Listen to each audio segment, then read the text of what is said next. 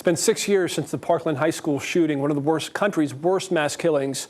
Many survivors have struggled in the aftermath.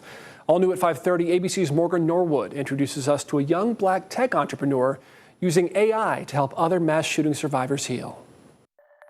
Kai Korber knows the struggle of healing following a mass shooting all too well. The first kind of moment of that can really be, harrowing and just tough to get over in the first place. He was a junior at Marjorie Stoneman Douglas High School in Parkland, Florida, when a gunman went on a shooting rampage, killing 14 of his peers and 3 staff members. Everybody who was a part of that tragedy really lost someone that was, close to them or somebody they knew.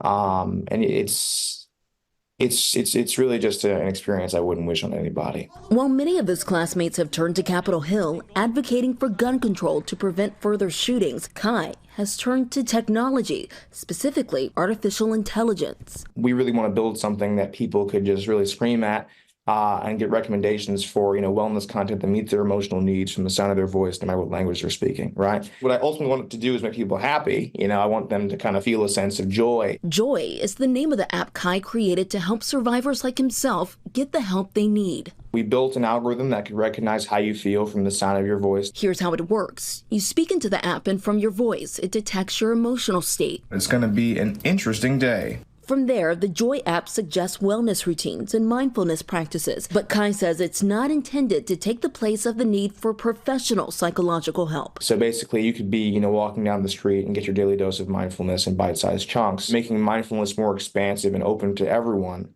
is something that we really believe we've achieved with the Joy app. Had you had this app, in the days and the months after, the horrific shooting at your high school, what would have changed for you? How would things have been different? I think if I had a resource like this, it would have been a lot easier for me to kind of understand what the practices and resources were that would have been able to help me in that moment when I was at my, kind of worst or my lowest space after all that. Morgan Norwood, ABC News, New York. And there's always help available. If you're experiencing a mental health or emotional crisis, call or text 988 to speak with a trained counselor 24/7.